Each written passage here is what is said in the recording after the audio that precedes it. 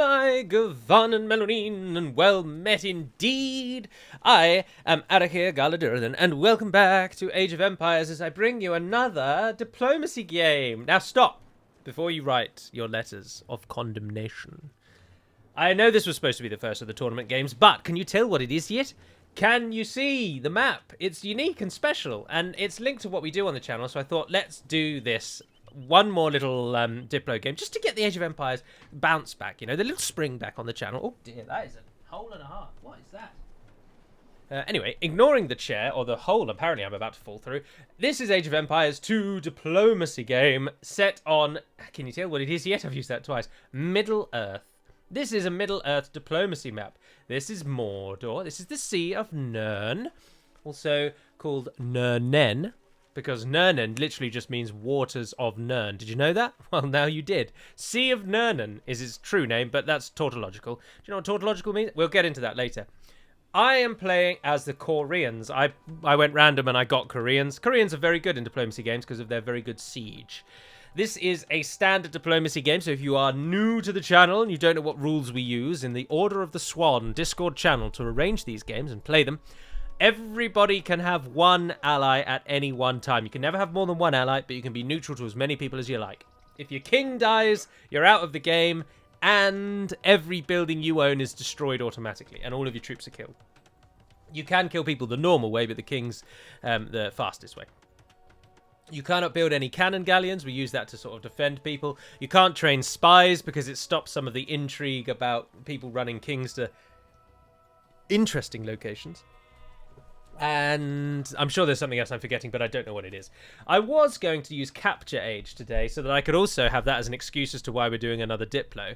Because I could say, oh, look, this is also me showing you Capture Age, so you can all have some real fun with seeing the alternative to standard recordings. But I really don't like Capture Age, so I just didn't do that. I'll also talk and bore your ear off in a moment about the reason why I'm doing this Diplo as well. But first of all, let's greet today's players, and we'll keep it in normal mode while we do that. I'm the Koreans. I'm down here in Harad. Down here, there's an H at the start of that word. I'm down here in Harad, as you can see. I do have a crossing up into Mordor here, which I can use, but my first town centre is in a relatively poor place, I suppose, but it's there. And I am the Koreans, as I've mentioned. If we curl ourselves around and we go up and cross past Osgiliath, where we find Chris Sevenelen as the Huns. Now, that is where he's built his port, but he's actually building his town centre somewhere up here. Props if you can see where he is on the map. There he is. Chris is starting way up here. That's absolutely miles away in the Old Forest Road of Mirkwood. So this is the what's called the Old Forest Road in Mirkwood, and it runs just south of the mountains of Mirkwood. So he's starting there, in the Anduin Vale. So he's playing as the Bjornings. But much closer to me, you'll note there, is Griffin as the Celts. Celts are another good siege nation. He's setting up shop just north of Minas Tirith in the lands of Arnorian, which means lands of the sun. Did you know that? Well, now you did. He's setting up here in Arnorian. Griffin's very good at the game and is one of the ones you'd expect to win. Chris is very good at the game and is one of the ones you might expect to win. Although Chris likes to play a little bit passively, and he quite frequently uses the most anal reason to go to war with people, and he's becoming well known for it, if I may say so. For example, you might...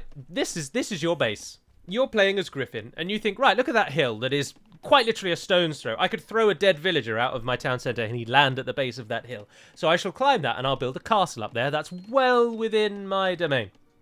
And Chris, for example, might have a house here on the other side of the hill. Just one single solitary house. The rest of his base is all the way over here, miles away. So this is a forward house. It's a strategy. It's an elite strategy. You might not be familiar with it. The forward house. He's built it just here. You build your castle, totally not knowing that there is a house there because you can't see through the fog of war. Your castle pops up, it immediately starts attacking your house, and Chris will then use that as a reason to go to war with you. It's the most petty rubbish, but it's fun and it's exciting, and I like Chris a great deal, and it's always a pleasure to have him here. He's playing as the Huns, Griffin as the Celts. Away snucking, that's not a word, playing over in Rune, that's rather fitting as I've just recorded the latest canned episode. No, not the latest, the one before the latest. What on earth was that beep noise? Does anyone know what that beep noise was? Did you hear that beep noise? Was that my headset? Anyway, playing over here in Rune, roll the R, is Earendel as the Poles. Poles are one of the newest additions to Age of Empires 2 DE. They're very fun to play. They get very good farms, and they get some good light cavalry. Heavy cavalry, not so much, but good light cavalry. They're a good fun faction, and he's quite safe. There is a crossing north of Mordor just here through the trees, and he can come at them from there. No one's in Mordor. He can get to Mordor from there. You will note no one has actually settled in Mordor because it is something of a death trap. It's more of a prison than a protection.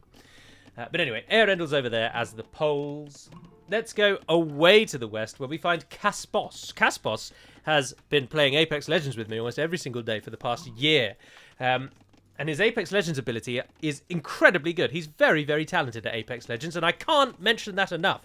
His ability in Apex Legends is absolutely fantastic. You'd be hard-pressed to find someone as good at him in Apex Legends, but he's not very good at Age of Empires. But he's playing as the Cumans, and the Cumans, of course, are a very good rushing civ with their 2 feudal age town centres, their early siege workshops of all things, and their ability to harass people.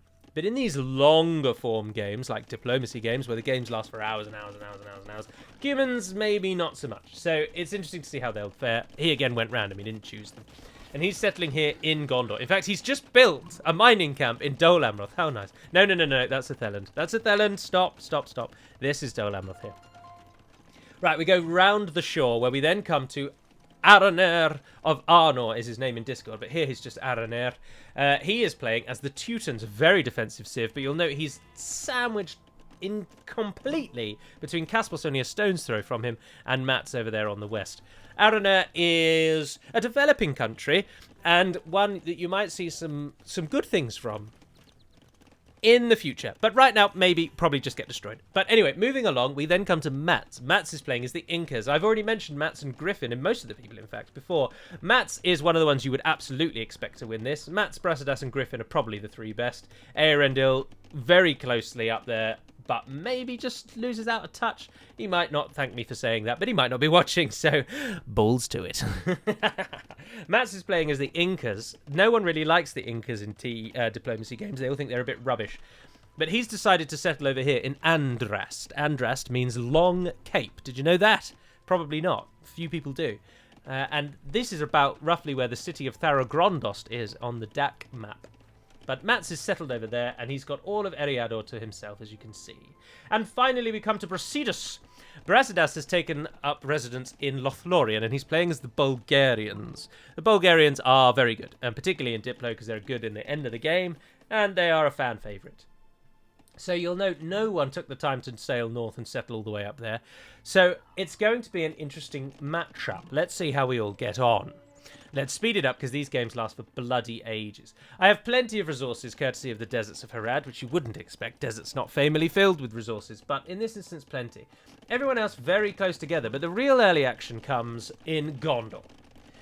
Lines are drawn up fairly sharply between the rest of us, where we all get ready to just wait till the Imperial Age and then maybe knock on each other's doors. But in this stage, when people are this close together, there's always bound to be some problems, and you are going to experience that today as well. So let's just double it up, as everyone's kicking up to the Castle Age, and we're moving through. Resources being poured out absolutely everywhere. We're all getting up to Castle Age now. Only Araner is not there, but that's partially because he's decided to wall himself in over there. And so he can't expand north because he didn't build a gate. Oh, there he goes. He realised his mistake and he sent some villagers off to find out what's going on. Or Wagwan, as they might say. I don't know where, anywhere in the country. I really like the word Wagwan. It's a very good way of condensing down what is going on into a single word. But I don't hear many people use it in everyday parlance. I've trapped Brassidas's transport ship behind my lovely looking tower set up here. There's no way for a boat to sail past that dock, so I'm using that to my advantage. Anywho, my move north, I'm hoping to claim Mordor for my own, and I put a castle down in the doorway so that I can get inside it, garrison in it, and then head into Mordor. Eärendil claiming more and more lands. He's fishing in the Sea of Rune for all that he's worth, doing what he can over there. But over here, of course, as I say, is where the action really kicks in. Caspos using his early start. This is something that we often find. if I may just dive into it briefly, Kaspos hasn't played very many Diplo games with us, and neither has Araner. And this kind of early aggression, we tend to actually only ever see from people that haven't played Diplo very much. But we welcome it. As long as the person who you're attacking isn't a total newcomer, the aggression's not the end of the world. But just, this makes for poor viewing if you are a newcomer and you're thinking, oh, I'd love to play this game with all these people, and then you watch as someone is beaten out of the game within 27 minutes. And remember that isn't 27 real minutes, because it's 1.7 speed, so that's closing on about 15 minutes of real life, if that. So, Casper's playing very aggressively, but I can understand why. To his south, he knows he's blocked in by Griffin. He's already found me as well down here in Harad. Did I mention I'm in Harad? I'm in Harad. I built a monastery on Tolfalas. Safety by the sea. So Kaspos knows he needs to expand, and he's got two choices. He either expands through Araner, who's a player who he knows he can beat, or he tries to expand through Griffin, who is a player he knows he can't beat. So what do? Your hands are tied. You'll note that Matt's in his ever striving goal. See, there's another. That's a different video. I wasn't talking to you about that then. But anyway, that's another indication where my mouth started before my brain was ready. Matt's in his goal, always, of painting the map in his own colour, now controls all of Eriador. But Brasidas has walled him in over there. Where do we think that is? Let's have a look. Is that Imladris? Yeah, because I think that one's Tharbad. No, the Guatla River's the southern one, which would make that Tharbad. So that would be the Loudwater, wouldn't it? No, the Loudwater. No, what am I saying? The Loudwater grows off of the. No, that must be then. Yes. Ah, this is the Angren. So this is Isengard. Right. Sorry. While we're looking around the map, stuff's happening. So Kaspos kills off Araner. There's not much more to say about that. He just pushes out. You can see he's got Kipchaks and siege using his earlier sieges to his advantage. Griffin has claimed Mordor, and I have allied with Griffin to secure my northern border because I'm trapped. I have nowhere to go, and I don't want enemies. Mats and Brasidas not fighting each other, but they'll know they'll have to fight in due course. Oh, I've just missed my drink. I've just missed my drink. So they're just being aggressive and building up. Oh, my scout has died. Disappointing. Chris is defending as much as he can in the north and has allied with Eärendil, claiming the sort of northeast corner for themselves. So we're getting battle lines drawn up with Gondor and Harad. Or not really Gondor, Mordor and Harad, with some Rohan sprinkled in there. Teaming up against the forces of Rhûn and the forces of Dale and Anduin and the dwarves versus all of Eriador and Lothlorien. But Mats and Brasidas aren't allied because the game would be over if they were allied, so they don't ally. Araner at this stage really up against it. In fact, I think his king might be in his transport ship. No, I don't know where his king is. Does he know where his king even is? I assume he's allied to Mats, but I can't see a light blue on the... Oh, he's up there. He ran all the way to Gundabad. The great... The great emigration to Gundabad. Kaspos removes the rest of his buildings, and the rest of us go up to the Imperial Age, leaving only Araner in the dust. Brass and Matt still having one or two little border skirmishes, and my nation now expanding further north as much as we can. And I've started works on the great city of Harad. Now, take note of Gobel and Calamon. This is what we're going to call this. No, we should call it Finabelle, because that's what I renamed it to in Divide and Conquer. The city of Finabelle takes form. I am a sniper of kings. So are a great many people. And if I may say so, the greatest sniper of kings is probably Chris, who goes out of his way to try and snipe your king when you're not paying attention. He absolutely loves doing it, and it's a bugger for it. So being aware that I like to snipe kings, one can't snipe another's king without firmly shoring up that one's own king is secured. So building a castle and putting your king in it is not enough. You need a lot more defense than that. So I put walls around the castle, and then I put houses around that. And I make it a pain for someone to try and get to my king. So that's what's happening there. Griffin is expanding out across the centre there, building military as much as he's able, but he is blocked in by Brasidas. And Brasidas and Matt still in a neutral state. But Brass is preparing. His siege workshops are filling with troops and goodies to send into Eriador, as Matt's houses the refugee force of Araner. But Matt's allies with Kaspos, so I don't know how Araner's force is going to fare, sadly. But his king is in his town centre and he's relocated to the north. Eärendil has now started to prepare defences against Griffin and I've moved some forces north. The Dead Marshes shall indeed take their name in this game, as in for the namesake of the map that we are playing on. I don't think that made sense. Don't use me to learn English. Eärendil has a lot of cavalry. Well, he's got a lot of stables. There might be only one unit in each of those, but he's hoarding up his stables and getting ready. As you can see, Chris is also hoarding forces away to the north there, while Brassidas and Mats get ready to come to blows. They are definitely at each other's throats, but they haven't lined up yet. Griffin and I start forming our hordes of siege. Oh, look at the delightful visuals. What are we building here? Bombard towers. Oh, how pleasant. 4 bombard towers on a castle. What a lovely sight that is. Symmetry in all things. And we push into Eärendil and start hitting him. We've got to be aware of the burnt lands, to the north. This used to be where the Entwives lived, and Sauron burnt and destroyed all of this area when he fled south in the wake of the Last Alliance.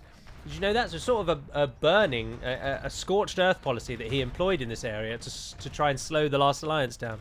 There you go. You learn something new every day. And in so doing, he killed all the Entwives, but he doesn't care about that, does he? Who cares about the Entwives? And Tolkien certainly didn't.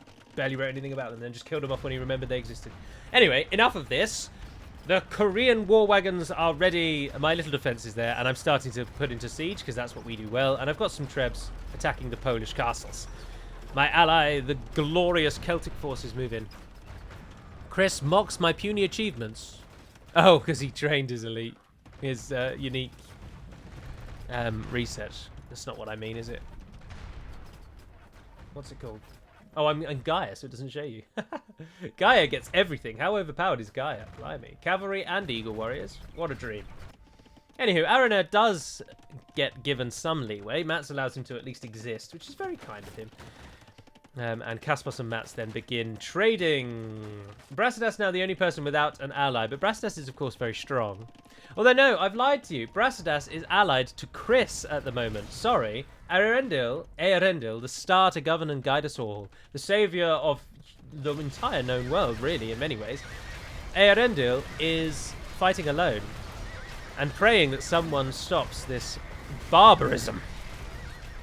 He seeks allies wherever he can. Of course, you can't hear at the moment. And that was something else I was going to suggest, is I did have a plan. I think what I might do one of these days is live stream one of our Diplo games. Now, I'm going to approach some of the usual suspects, people whose names you've already seen before, because I think that would be better for your enjoyment, because then you'll be like, oh, that's what Brassidas sounds like, or oh, that's what Chris sounds like.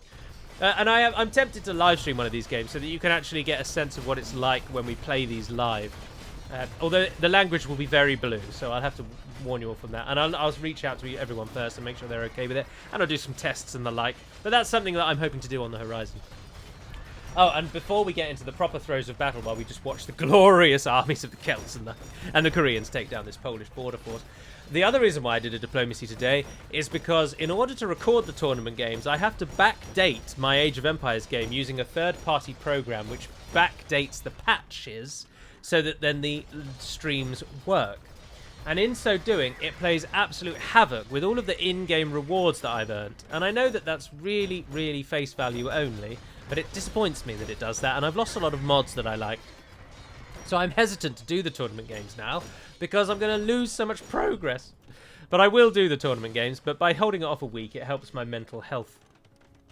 Anyway, Brassidas and Chris are moving troops south. They've heard Eärendil's plea. They can't allow us to grow strong on their southern edge, so they are moving in to defend Eärendil, even though they're not allied with him, the dirty bastards. And in so doing, they allow Mats. This is where the error of this game comes. Chris and Brassidas, they make a fundamental failing here by attacking us. So we've missed the charge of the Light Brigade ever so slightly, but the forces come through. Hordes of Celtic Woad Raiders are slain by the coming Bulgarian two-handed swordman and the Hunnic Paladin and Cavalry Archer spat. But my castle does relatively well. The bombard towers are always a nice joy to see, aren't they? And we're able to hold them back, but it means we have to shift focus, and it means that Eärendil is then given a moment's reprieve, which I think is a fundamental failing. And Brass and Mats then still don't fight anyone. You'll note that Mats and Kaspos at the moment are just sitting behind their walls doing sod bloody all. And yes, don't think we haven't noticed. Let's just have a look over my delightful base and see how the city of Finabelle is coming along. Well, we've got the wall up, you'll be pleased to know. We've got some barracks in there. We've got a market on the outskirts so that we can do some trading without opening the gates. And we've got some houses around the castle, and the wall, the secondary wall around the castle has gone up. Oh, it's like SimCity and I love it. Griffin uses his horde of siege to move north, but he's going to lose an awful lot. Siege rams are outrageously good against other siege. It's ridiculous. One hit is enough to damage like half of them in a single go. It's crazy. But Griffin takes them out and moves his mangonels further north. My cavalry... I was going to call them cavalry archers, but they're not really, are they? My war wagons hunting down Chris's cavalry archers here, who go off on a bit of a scout. Now, they're not going to do anything, but they are going to go and try and find things. All the while, there's still peace on the western border, but Kaspos starts to move some trebuchets forward. At Mats's behest, Kaspos becomes aggressive, and I think it's to his detriment. A poor decision. I'm moving back in. I'm thinking at this point, Griffin has got Brasidas and Chris wrapped up, so I'll move and try and hit my horde of siege. What a lovely kill. Charge of the Light Brigade. Just the wrong nation. I move my siege army out, and then I just abandon them. They just all die. Not getting the micro level that Griffin is giving his. But of course, I don't know that this cavalry army is moving in anyway, and it's all taken a bit of a turn. Griffin moves forward again and just kills more forces in the burnt lands as my army is killed off by Eärendil. Now, I do have all of this land, but alas, I am getting through the gold quite quickly and don't really have too many options to replenish that. So it's going to become a bit of a problem. And it's going to become a bit of a problem fairly swiftly. So I'm all too keen to pull my force away. Remember, this is only a forward staging ground for me. My actual base begins down here. So we've got some time. Kaspos takes out a castle and then pulls back and pretends like he didn't do anything. And Brasidas and Mats still not attacking each other. Mats deciding not to attack Brasidas at this point. I don't know why. Anybody's guess. He just sits there claiming the known world for himself. Alright, let's speed her up again as we move through to the next stage. Chris trying to send... He's already going for a king snipe and we're barely even into this. He thinks he's going to do that with 11 paladins. Absolutely ridiculous. And he's coming for me. No surprise, no surprise, no surprise. Now, you will note that at this point in time, my king is not actually in my castle. Oh, no, yes, he is. Yes, he is. Sorry, yes, he is. But Chris has run through, hoping that we won't notice, and then he'll be able to take out our EK. My castle is destroyed with a shed load of trebuchets come down by the Bulgarians. And still, despite my pleas, Mats and Kaspos not getting involved. And instead, they are now attacking Griffin on that western side. It's not looking good. Our attacks on Eärendil have created something of a sympathy for him around the rest of the known world. And the forces of Eriador and Gondor come to the aid of the men of Rune, would you believe? Absolutely ridiculous. Absolutely ridiculous. So my staging ground is cut down and Kaspos moves wholeheartedly into that central river region. The crossings of the Anduin are no longer safe. Our people are evacuated and our line must be drawn up in Arundel. I've got some siege over here, though, doing nothing other than getting in the way. So we need to do something with that. Spoiler alert. He doesn't do anything with that, and it all dies. My castle is gone. My staging ground is gone. My troops are dying. And Eärendil sits gleefully back as he has commanded everyone else to do his bidding. Kaspos moves his troops forwards and starts shelling me from across the river. His Kipchak horde comes in. Oh, I did manage to get the siege out.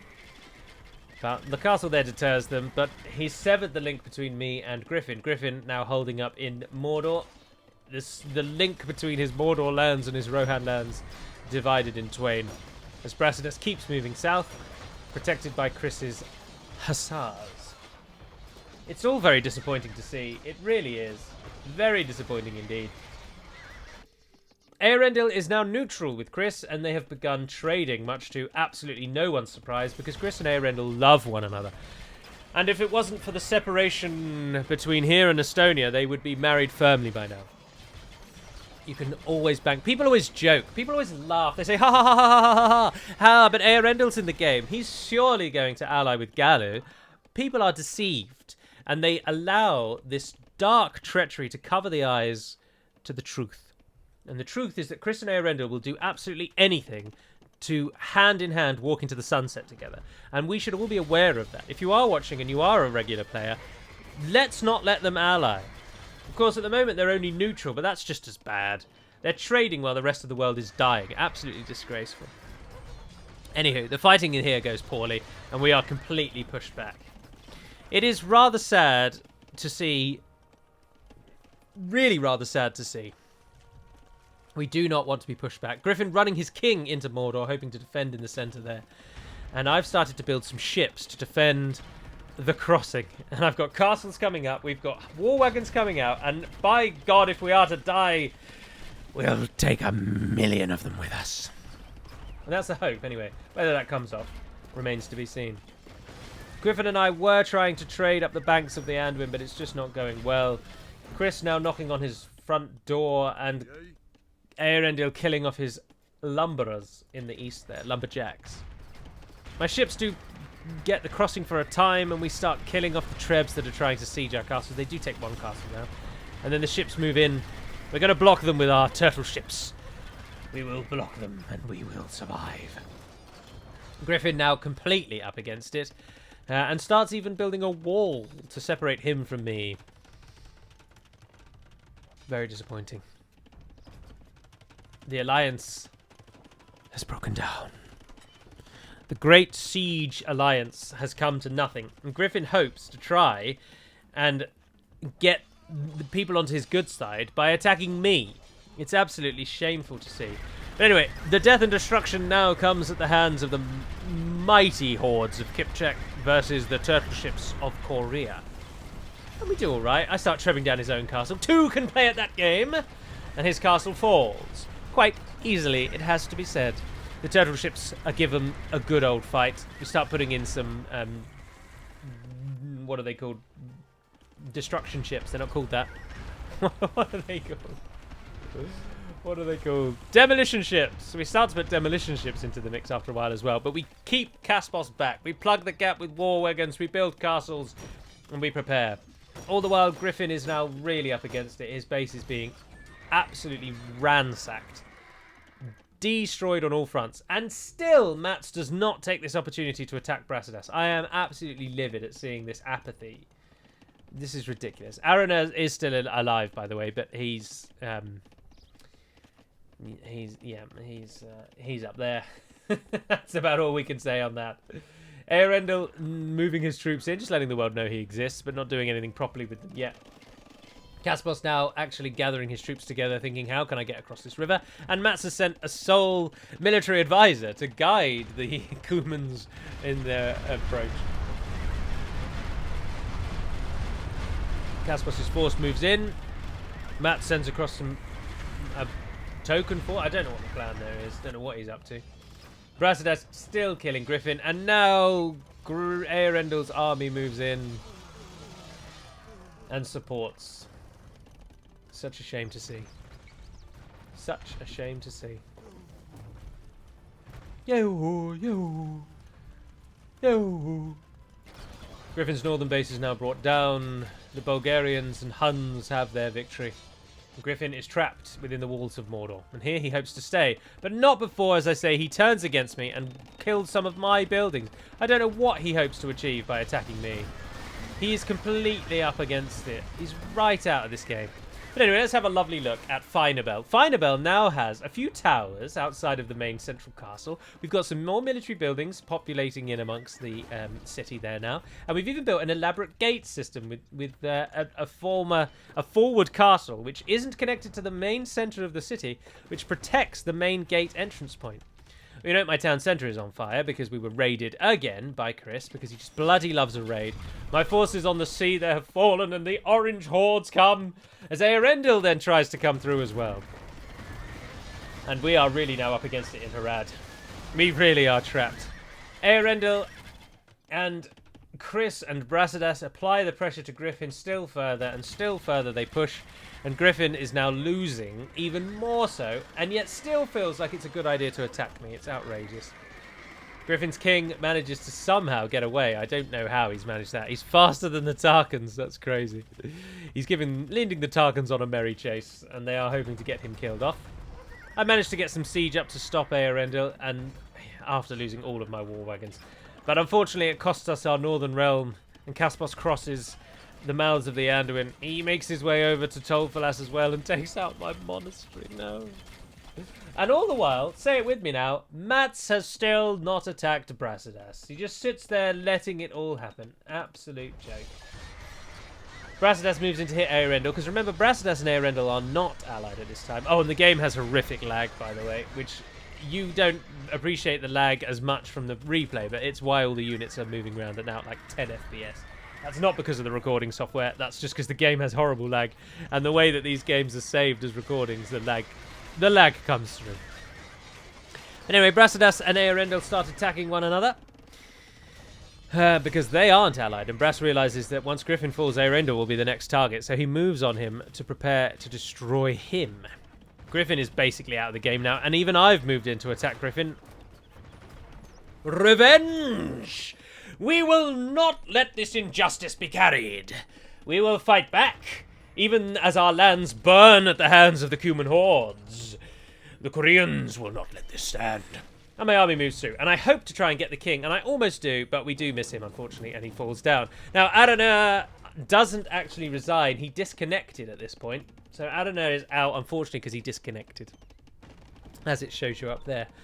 So he is gone. I think before he went, I don't know if Caspos allied him or Mats did, but that's how they're now able to destroy all his buildings, because you can destroy your allies' buildings. So Mats clears him out, and Adonair is now gone. So that was the end of Adonair's engagement, sadly.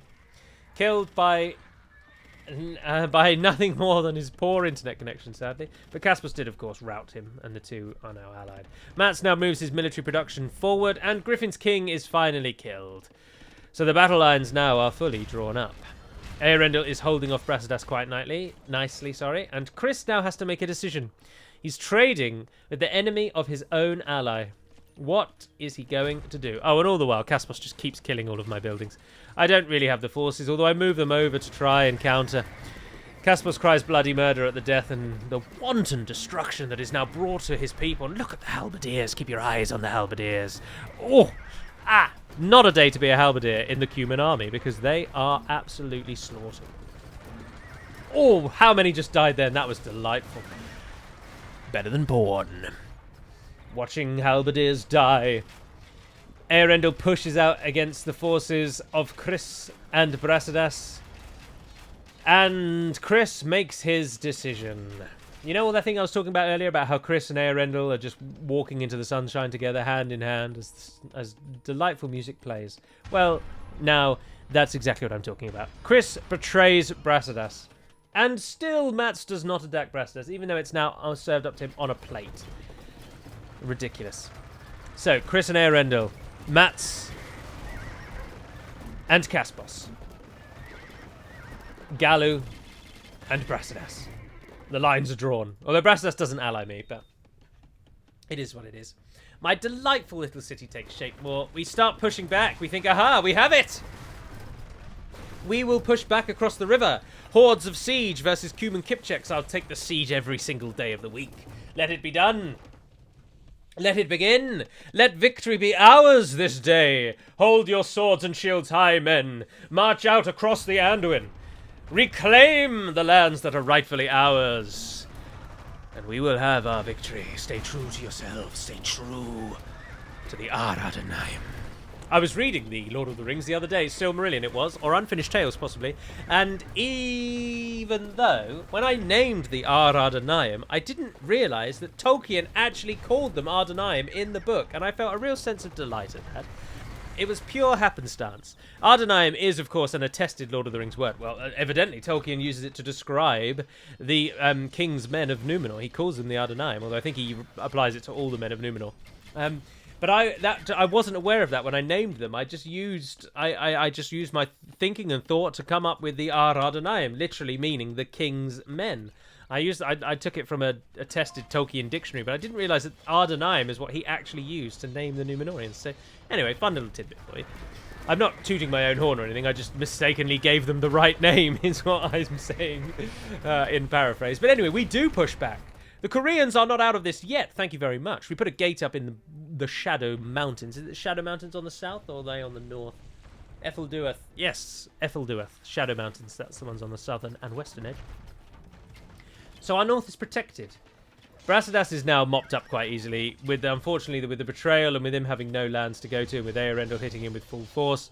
There's little that Brassidas can do. And my forces take this opportunity to push back against Kaspos, and we start getting some good, solid hits. But I don't have any gold. I'm really up against it, and my army is slowly killed off.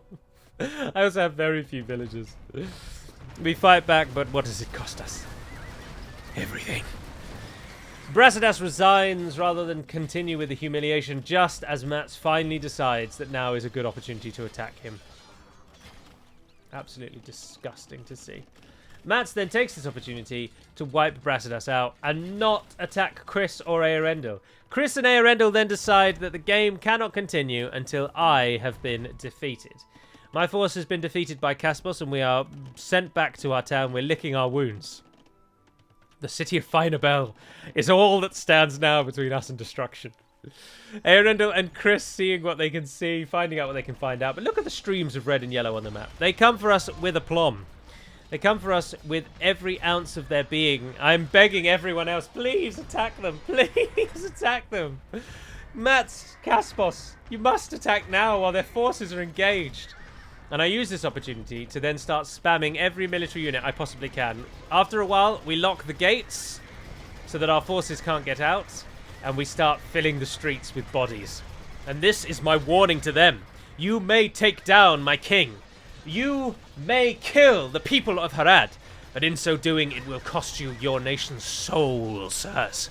I will make every single one of your victories cost you tenfold that in your own blood.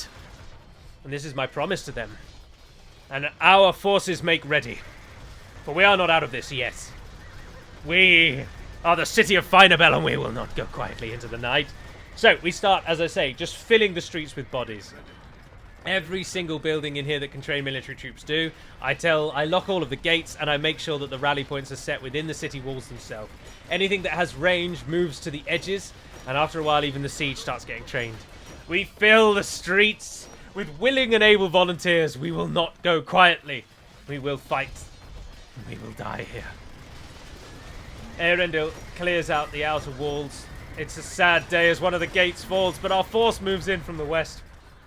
Kaspos uses this opportunity to move his military lines up, and he starts building in Horondor. Mats has now killed off Brassidas and starts building here, as Chris and Mats do start hitting each other a bit. But not enough for my taste, as my forces push back Eärendil. And now Eärendil, without the support of Chris, is now up against it himself, as my halberdiers deal easily with his cavalry spam. And my war wagons deal, hopefully, with his arbalists. If they're going to come through that gap, they're going to pay for it. More siege is produced as Kaspos starts moving troops in on the north. But the troops of Kaspos and Eärendil meet, and it buys me some more wonderful time as Eärendil's forces are killed off. We start trebbing down the walls of Chris's castles from beyond the Ethelduath. And as Kaspos starts building more buildings in the west, Eärendil starts losing ground in Mordor, and we bloody well fight back. A glorious victory. An absolutely wonderful victory.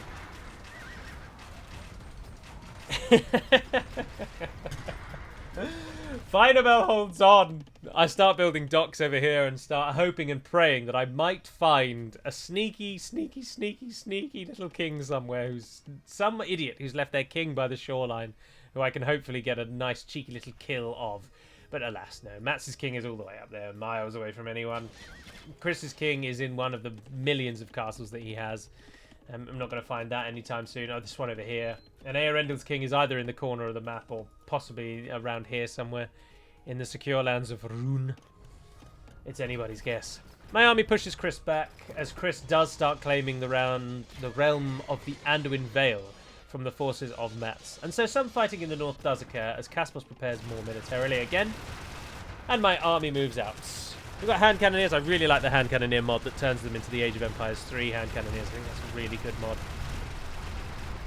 So that's why they look like that. It's an official mod as well. That's what I was talking about when I was saying I'd lose progress if I revert my game save. I don't lose access to the mods, but I just have to find them again and resubscribe. And I know that's very easy, but for me, that's enough to be an annoying pain. When my army moves again, we are going to hit Earendel. I'm now hoping and praying that those forces have met with Matt's and Caspos' armies, but I am unfortunately met with betrayal.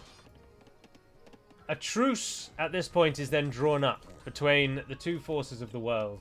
Western Middle-earth and Eastern Middle-earth decide that the best course of action is to let this game go to a pause while they deal with the city of Finabelle. Traitors. Traitors. Bastards is a better word. Bastards! So, a truce is made between the two.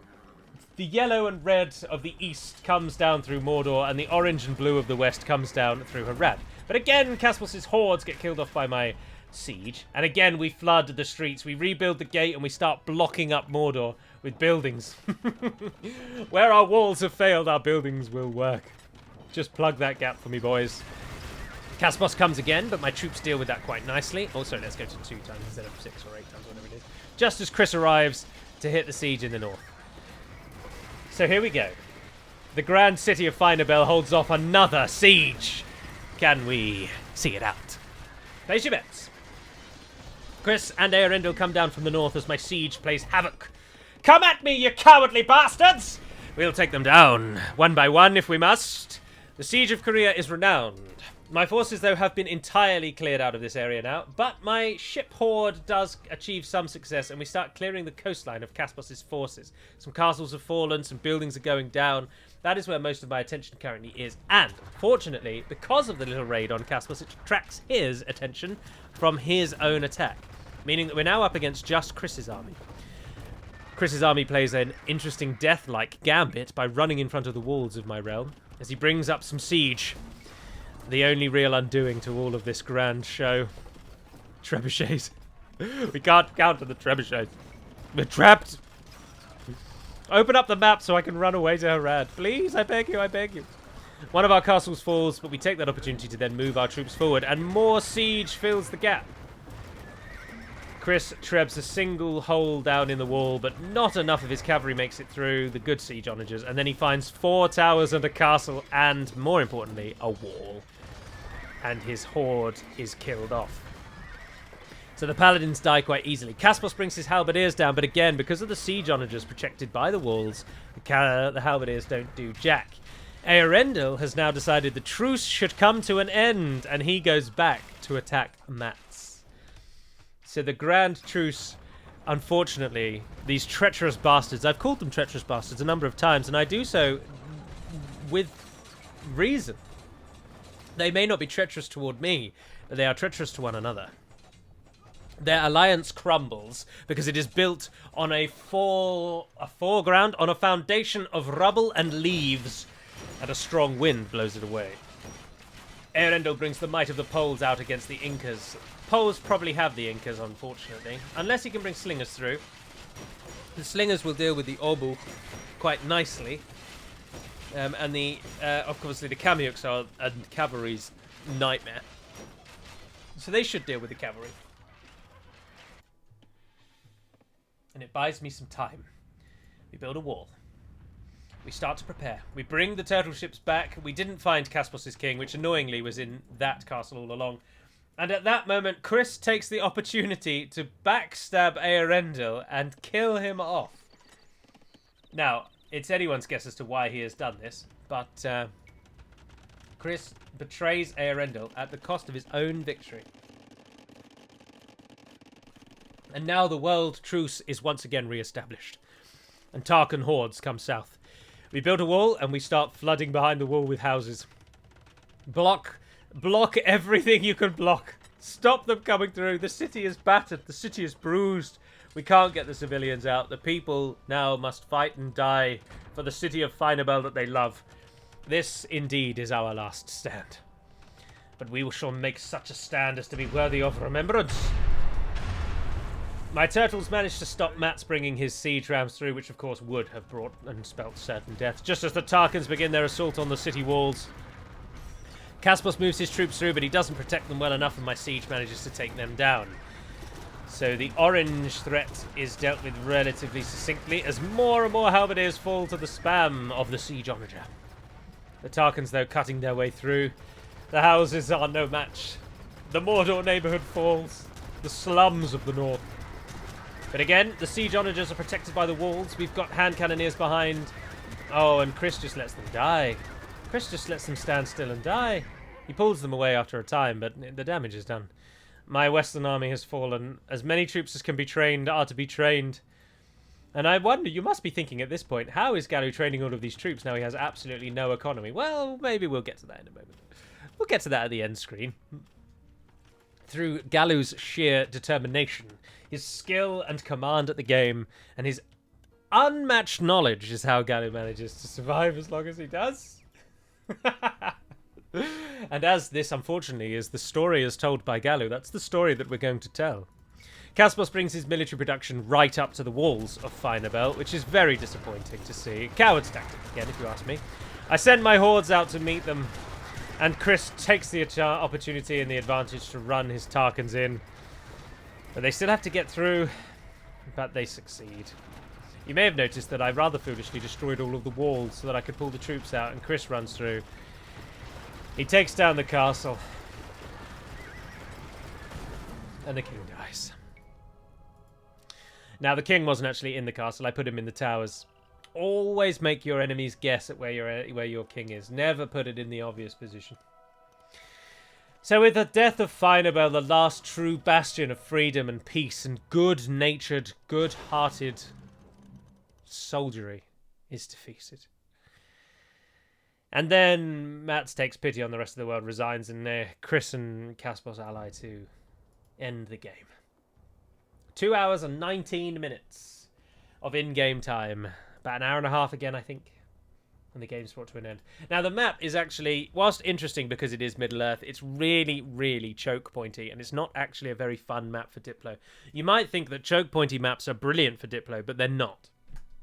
Choke point maps are a hell. Because there are so many resources in Diplo games, they turn into this horrible slog where no one gets any ground on anyone. Diplo games work better when there's a large open space and the armies can sort of move around each other. And if you lose ground on the southern front, for example, you can retreat your forces north. As you saw in the last Diplo game that I covered, where I was routinely beaten out of the west. Brassidas and I were beaten out of the west over and over. So we were able to run our villagers south, and then we were fighting in other locations. It's just better when you can run around. So the Middle-earth map needs some work, really, to make it a little less choke-pointy. But, of course, Middle-earth is choke-pointy. But it was a fun game, and I did not win. Kaspos and Chris did. Although, in truth, of course, Kaspos and Mats won. Mats and Kaspos would have beaten Chris, who then didn't have an ally. So Chris won by a technicality, not truly. But let's look at the statistics, shall we? Sign into Xbox Live. No, thank you. Militarily, I was the greatest. Let's just amend that sentence to what it should say. I am the greatest. Militarily, I killed 3,064. Finabelle will live on in the histories as the greatest city in Middle-earth. The defense of Finabelle shall be legendary. Oh, stop telling me to sign into Xbox Live. Bugger off. Units lost. Aranel lost the fewest, but again, as discussed, that just means you died the quickest, I'm afraid. Buildings razed. Chris destroyed the most with his Tarkan hordes, and he lost the least, which is an achievement given that he lasted to the end. Units converted. I and Mats converted one apiece. If you're interested and you're wondering. Economy! Chris took the top spot for food and stone, but these don't really matter. Wood at 27,000. Absolutely outrageous. But the thing to note here is, how did I actually manage to survive so long? Mats, the agent of chaos that he is, gifted me thousands of resources. Absolutely thousands of resources. As you can see there, 185,500 resources spread out amongst all four Mats gave to me. And that's how I was able to defend as long as I was. So it was only because of Mats, really. Technology doesn't really matter in Diplo games, but I got to Feudal first, Matt's Castle, and Griffin to Imperial. A map explored the most was myself with my ships. I was the only one that really explored the sea, and Matt's took the top in research. Societal relic gold of 9,326 went to Chris with his 3 relics captured, although that's relics captured. That just means that you took them from another player's monastery. That doesn't mean ones that you held, because obviously the rest of us have no relics captured, but we have a relic gold. Timeline, Matt's dominating start to finish. If Matt's had attacked Brasidas earlier, the game would have been very different, and that's what I kept moaning about. Matt's and Kaspos should have attacked Brasidas, and they didn't, and they're cowards, and we should hang them for their sins.